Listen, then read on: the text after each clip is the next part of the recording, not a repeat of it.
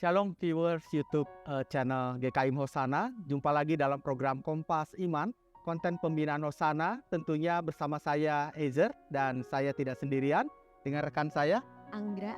Dan tentunya narasumber kita yang akan mendiskusikan tentang topik atau isu-isu kekristenan yang tengah hangat diperbincangkan baik oleh orang-orang Kristen atau orang-orang percaya ataupun orang-orang di luar Kristen. Di sini sudah ada Pak Agus. Ya. Halo semuanya, sahabat-sahabat Kompas Iman GKIM Hosana. Ya, Pak Ezer dan juga Anggra. Ya. Kabar baik Pak Agus? Ya, puji Tuhan, sehat. Sehat ya. Oke. Baik. Ini nih sebenarnya Pak Agus ada sebuah topik yang dicetuskan oleh seorang influencer begitu. Ini sempat menjadi trending topik, dan sekarang kita akan bahas bagaimana pandangan orang Kristen terhadap topik yang pernah jadi trending topik tersebut, yaitu child free, Pak Agus. Oke, Itu topik dia. yang menarik. Iya, betul. Nah, sebenarnya apa sih child free dan kenapa seseorang itu memilih untuk child free, Pak Agus? Oke, terima kasih Pak Ezer dan juga Anggra ya. Child free ya. Ya, ini merupakan sebuah trending topik ya yang sempat viral gitu ya di dalam media sosial. Dan apa sih child free begitu ya? Nah, ketika saya membaca beberapa artikel, maka child free adalah sebuah gaya hidup sebetulnya ya, sebuah keputusan yang diambil oleh pasangan suami istri untuk mereka memilih gaya hidup mereka tidak memiliki anak, meskipun sebetulnya secara kesehatan tidak ada halangan mereka untuk punya anak. Jadi child free beda dengan childless gitu ya.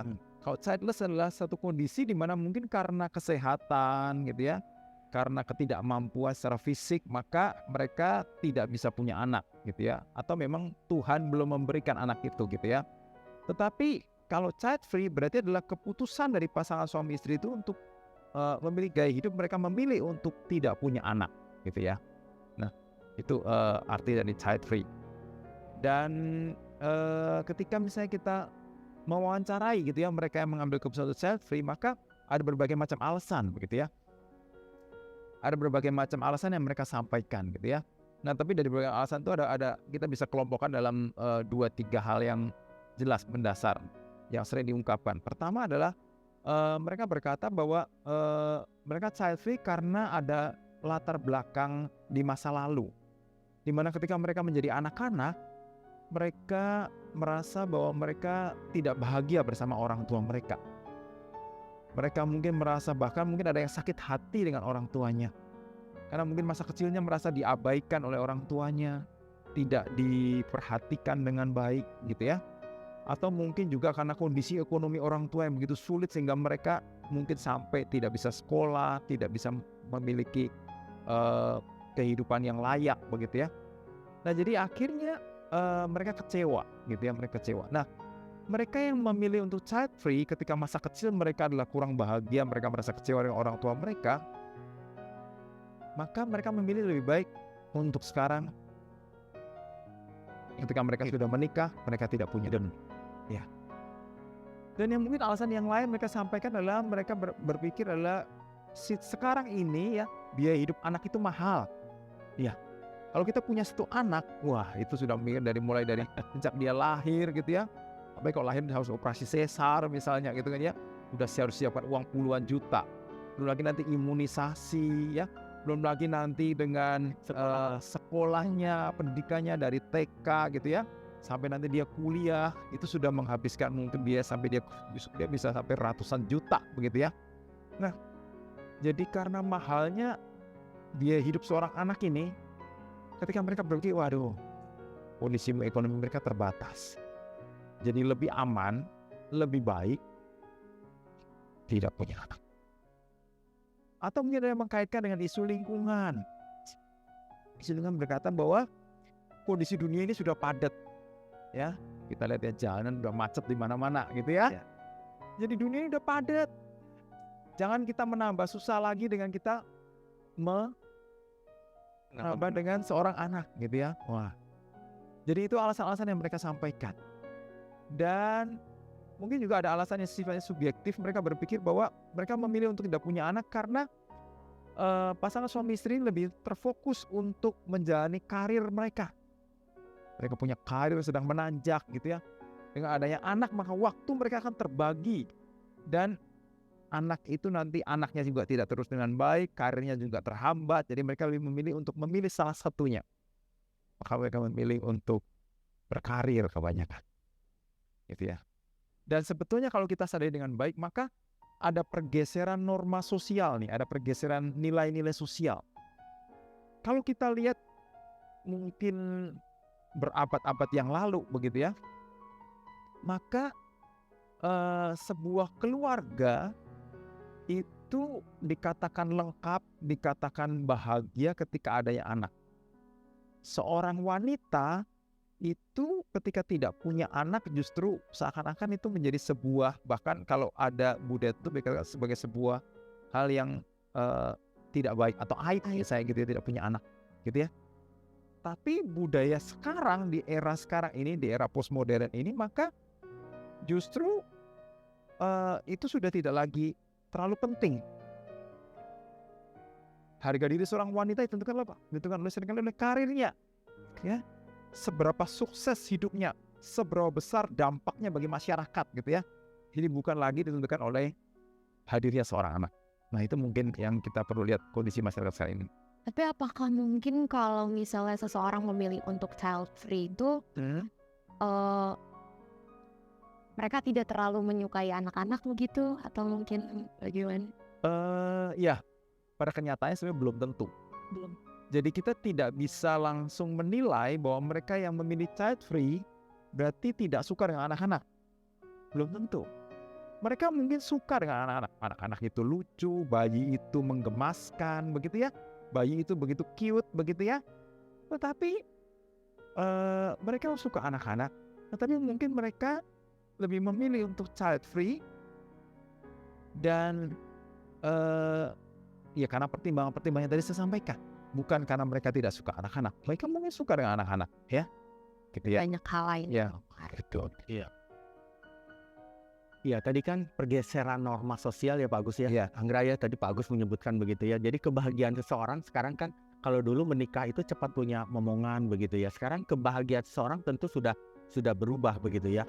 Nah, kita bahas topik ini karena di lingkungan kita banyak juga yang sekarang sudah berpandangan bahwa sebenarnya mampu punya anak, tetapi dia memutuskan untuk child free begitu Pak Agus. Ya. Nah, tentu kan kita sebagai orang Kristen harus menghargai pandangan orang lain begitu ya. Sah-sah saja kalau mereka mau punya keputusan child free. Nah, sekarang hubungan kita nih Pak Agus dengan orang-orang sekitar kita, teman kita, atau mungkin keluarga kita juga ada yang berpandangan seperti itu. Bagaimana menjaga hubungan ini supaya tetap harmonis begitu.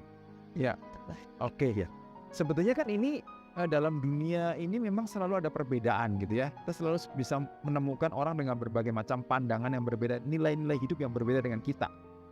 Nah, salah satunya tentang child free ini. Bagaimana kalau kita ketemu orang yang memang ya mereka sudah memutuskan untuk child free? Ya, bisa saya gitu, saya ketemu orang dengan yang child free. Nah, pertama-tama yang harus kita betul-betul lakukan sesuai firman Tuhan adalah kita tidak boleh terlalu terburu-buru menghakimi secara negatif. Gitu ya. Karena sebetulnya kan kita perlu melihat bagaimana pergumulan mereka, bagaimana pandangan mereka, meskipun belum tentu kita setuju dengan pandangannya, gitu ya. Karena ketika kita terburu-buru menghakimi atau kita terburu-buru memberikan sebuah penilaian yang negatif, maka itu bisa merusak hubungan, gitu ya. Tetapi bukan berarti kita juga akhirnya setuju dengan seluruh pandangan yang itu dimilikinya. Jadi ya itu kita perlu lihat lebih jauh sejauh mana, sedekat apa relasi kita dengan pasangan suami istri itu.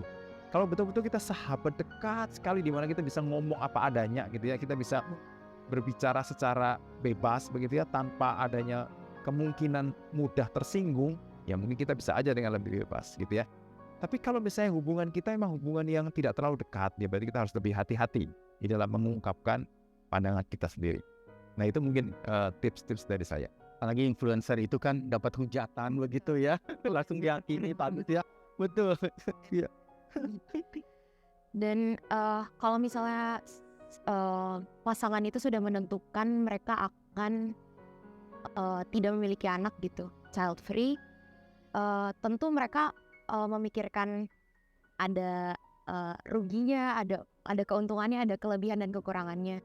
Kira-kira kalau dalam untuk menentukan child free ini, kekurangan dan kelebihannya itu apa ya? Oke, thank you Anggra. Ya, pertanyaan yang sangat bagus sekali ya. Jadi sebetulnya kalau kita lihat di media sosial gitu ya, semua wawancara-wawancara yang dilakukan oleh di media sosial, baik itu YouTube, baik itu Instagram dan sebagainya, maka keuntungan dan kerugian yang dipertimbangkan oleh setiap pasangan suami istri itu adalah didasari adalah sebuah konsep di mana mereka tidak melihat secara prinsip firman Tuhan. Nah, ini mungkin kita perlu garis bawahi dulu. Jadi kalau kita lihat semua artikel yang diungkapkan itu hanya dengan pertimbangan secara psikologis, secara sosiologis gitu ya. Tetapi aspek teologis secara firman Tuhan bahwa itu menjadi dasar utama itu tidak lagi merupakan sebuah pertimbangan yang penting bagi mereka. Jadi kalau misalnya keuntungannya apa sih kalau mau child free? Yang jelas pertama ya, kalau dia berkarir, wah ini pasti akan lebih bebas, Lebih fokus. fokusnya lebih jelas. Saya mau berkarir, ya, saya mau memberikan dampak bagi masyarakat, ya, saya mau menjalani panggilan saya, ya, pekerjaan saya, bisnis saya, gitu ya. Nah, keuntungannya jelas, berarti secara fokus hidup lebih jelas, gitu ya. Yang kedua mungkin adalah kalau mereka berpikir keuntungannya apa? Ya, mereka bisa nabung lebih banyak, ya.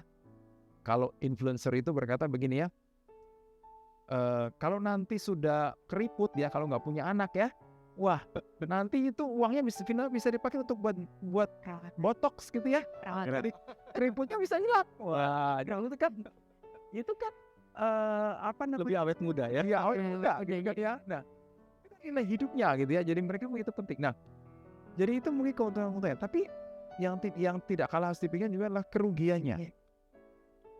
Mereka yang memilih untuk punya anak gitu ya, mereka melihat bahwa child free itu nanti bisa membuat mereka kesepian, ya, kehilangan ketika mereka nanti sudah memasuki usia lanjut ya, mereka tidak ada lagi yang bisa memperhatikan mereka harus hidup sendiri ya. Nah, itu mungkin kerugian-kerugian yang, tapi ini saya sampaikan bahwa semua pertimbangan keuntungan dan kerugian itu adalah pertimbangan yang dipikirkan di luar prinsip firman Tuhan. Jadi hanya mungkin aspek psikologis, aspek sosiologis, bahkan aspek pertimbangan secara keuntungannya apa sih buat saya, kerugian buat saya apa sih. Jadi fokusnya untuk kembali kepada Diri sendiri. apa sih yang saya dapatkan gitu ya. Nah, mungkin itu yang saya bisa sampaikan. Ya, tentunya kalau setiap keputusan kita ada untung dan rugi ya Pak Agus ya. Nah, kita kan tadi bicara bahwa sebenarnya mampu loh punya anak begitu, tapi punya keputusan child free. Nah, sekarang kita kalau misalnya bicara pandangan tentang Alkitab itu sendiri nih Pak Agus ya, tadi sudah singgung begitu. Kita sebagai orang Kristen tentu segala sesuatu keputusan harus berdasarkan firman Tuhan.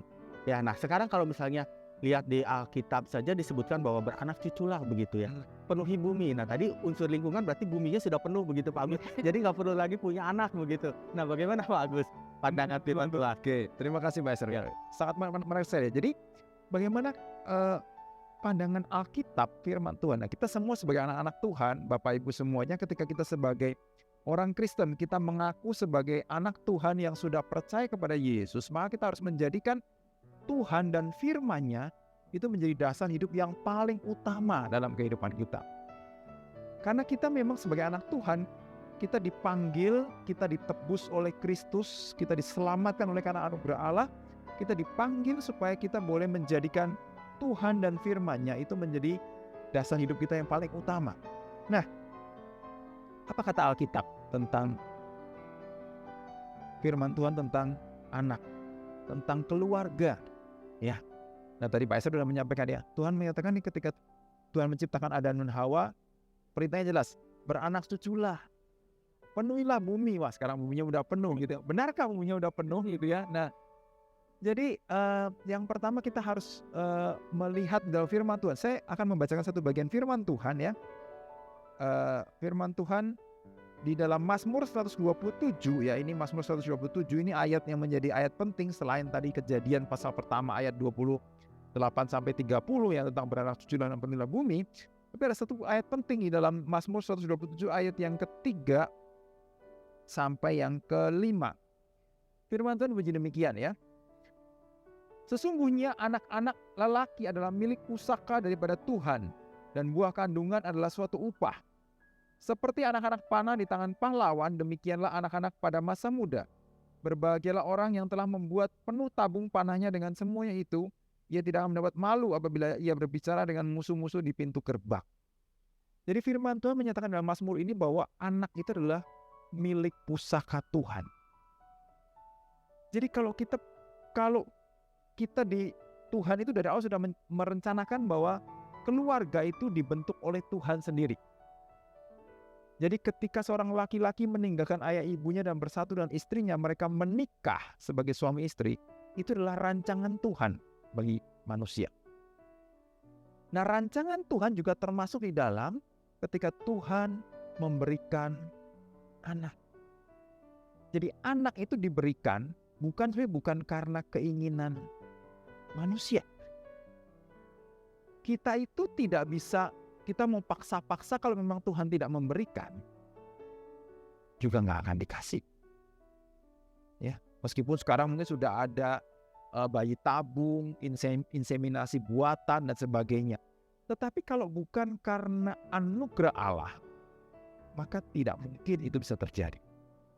Jadi anak itu adalah sebuah anugerah Allah dan sebuah kepercayaan dari Tuhan. Jadi kalau kita sudah menikah, kita diberikan seorang anak, itu sebuah anugerah dari Tuhan. Sebuah anugerah yang besar bahwa kita dipercayakan untuk memiliki seorang anak. Jadi ketika kita melihat firman Tuhan, maka ketika kita sudah mengambil keputusan untuk menikah sebagai anak, mengambil keputusan untuk menikah sebagai suami istri, maka kita perlu sungguh-sungguh bergumul di hadapan Tuhan untuk kita belajar taat apa yang Tuhan nyatakan dalam firman-Nya. Kalau dunia ini memang pastilah mereka tidak memakai firman Tuhan sebagai prinsip hidupnya. Karena memang dunia ini sudah berdosa. Kalau mereka berkata bahwa dampak lingkungan dunia ini sudah penuh gitu ya. Nah, justru misalnya, kalau misalnya nih ya, kita berpikir secara terbalik nih ya. Kalau misalnya semua orang dalam ini, keturunan-keturunan kita, generasi berikut dari kita ini mengambil keputusan untuk tidak punya anak, apa yang akan terjadi dalam dunia ini kira-kira? Jumlah manusia pasti akan semakin berkurang sekali. Kalau jumlah manusia semakin berkurang, dunia ini makin lama makin kosong, ya. Kira-kira apakah kondisi ekonomi akan lebih baik? Enggak. Ya. Siapa yang mau akan mengurus dunia ini? Ya. Siapa yang akan nanti akhirnya ekonomi jadi makin merosot juga, sepi. Orang nggak ada yang beli, nggak ada yang jualan, nggak ada, semua akhirnya bisa menjadi makin sulit justru. Ya. Jadi ketika Tuhan merancang dunia ini, bahwa dunia ini memang diciptakan di mana manusia dipercayakan untuk mengelola dunia ini, dan kita diberikan anugerah oleh Tuhan untuk bisa menghasilkan keturunan, itu adalah rancangan Tuhan.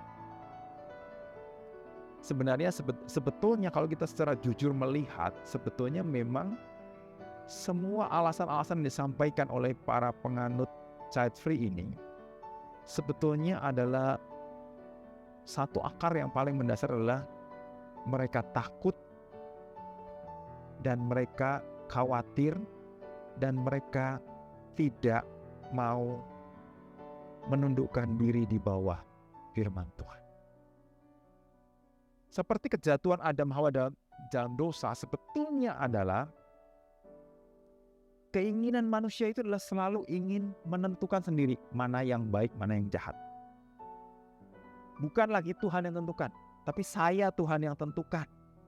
Ini baik, ini jahat. Jadi akhirnya ketika menentukan untuk child free pun, pertimbangannya adalah apa sih baiknya buat saya? fokusnya kembali lagi kepada diri kita sendiri. Tuhan itu tidak lagi penting. Firman Tuhan, aduh, udah deh, nggak usah bicara firman Tuhan deh begitu. Nah, makanya ketika kita tidak lagi menjadikan Tuhan dan firman-Nya menjadi yang utama dalam seluruh aspek kehidupan kita, sebetulnya kita sudah berdosa di hadapan Tuhan. Nah, itu mungkin pertimbangan dari saya. Oke. Iya. Apakah untuk pandangan child free ini, apakah ada satu stigma atau diskriminasi terhadap orang yang sudah memilih, pasangan yang sudah memilih untuk child free? Iya, tentu pasti ada, apalagi dalam budaya Indonesia ini ya. Tapi kalau mungkin kita ditinggal di Eropa, di Amerika, mungkin stigmanya sudah mulai berkurang. Ya, karena norma sosialnya sudah bergeser jauh sekali.